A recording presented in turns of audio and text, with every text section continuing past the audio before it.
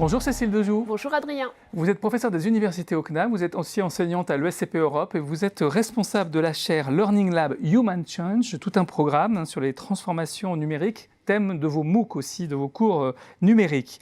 Alors, on parle beaucoup des métiers en tension, de la difficulté d'entreprise à recruter actuellement. Voyez-vous émerger de nouvelles pratiques, des pratiques qui desserrent ce problème de recrutement?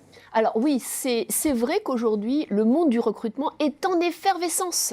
Alors c'est très intéressant parce que de nombreuses entreprises testent, apprennent et en fait abandonnent certaines solutions ou alors les mettent en ce qu'on appelle scale-up, c'est-à-dire en développement global. Je pense par exemple à L'Oréal avec des approches sur l'intelligence artificielle. Donc oui, il se passe de nombreuses choses très intéressantes pour les entreprises et les candidats aujourd'hui dans le recrutement. Alors, on parle beaucoup de recruter sans CV, par exemple. Est-ce que ça marche? Alors, en fait, il y a trois axes aujourd'hui qui sont touchés par l'intelligence artificielle dans le recrutement. Premier axe, c'est la présélection. Donc, dans la présélection, on a de nombreuses startups qui vous proposent des solutions pour recruter sans CV, aller chercher avec différentes méthodes, donc dans des bases de données, dans LinkedIn ou dans les sources de l'entreprise, eh bien des profils que vous n'auriez pas trouvés tout seul par rapport à des postes. Donc oui, il y a de la présélection sans CV et ça vous permet de trouver de nouveaux profils, ça vous permet en même temps de trouver peut-être des nouvelles caractéristiques au poste que vous cherchez grâce à ces nouveaux profils, donc de transformer votre fiche de poste et puis surtout ça vous permet de combler vos problèmes et donc de combler les emplois manquants. Ça, c'est le premier axe. L'IA dans la présélection, c'est du recrutement sans CV. Le deuxième axe, c'est les entretiens. Alors en France, on n'est pas encore arrivé à faire de l'entretien avec de l'IA, mais en Angleterre, oui. Vous avez une start-up qui s'appelle HighView qui vous fait de la reconnaissance faciale dans l'entretien avec un téléphone.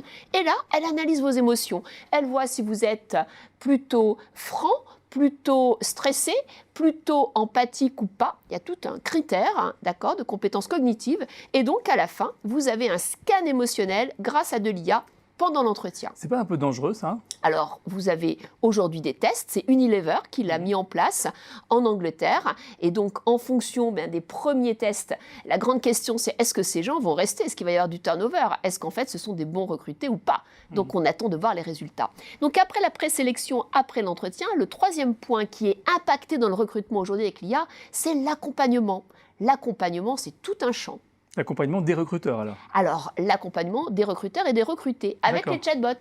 Alors, comment ça marche, les chatbots? Alors, les chatbots. Alors, Adrien, imaginez que vous prenez un billet de train ou un billet d'avion, d'accord? Quand vous êtes un peu perdu, par exemple, vous avez perdu votre bagage, au lieu d'aller sur la hotline, vous allez attendre 3 heures. Au lieu d'aller en site où vous allez devoir remplir un grand questionnaire, vous avez une jolie petite virtuelle assistante qui vous dit « Adrien, puis-je vous aider ?» Alors, qu'est-ce que va faire Adrien? Il va remplir une question « Oui, j'ai perdu mon bagage. Et vous allez avoir une réponse. C'est un chatbot. Et dans les chatbots, aujourd'hui, l'IA permet de répondre, d'accord, mais elle permet aussi d'apprendre des réponses pour pouvoir créer une nouvelle réponse. Et là, dans le recrutement, on a un magnifique exemple que je vous invite à aller voir, qui est l'entreprise Randstad qui a créé le premier chatbot de recrutement qui a été primé et qui s'appelle Randy. Et alors donc, le but, c'est pas de retrouver son bagage, mais c'est de trouver un emploi. Alors, c'est de vous accompagner dans la sélection des offres et en même temps de vous donner des conseils par rapport à votre CV pour vous amener vers des nouveaux métiers. Donc, c'est l'accompagnement du recruté par le recruteur. D'accord. Donc, des deux. Merci beaucoup, Cécile Dejoux. Merci.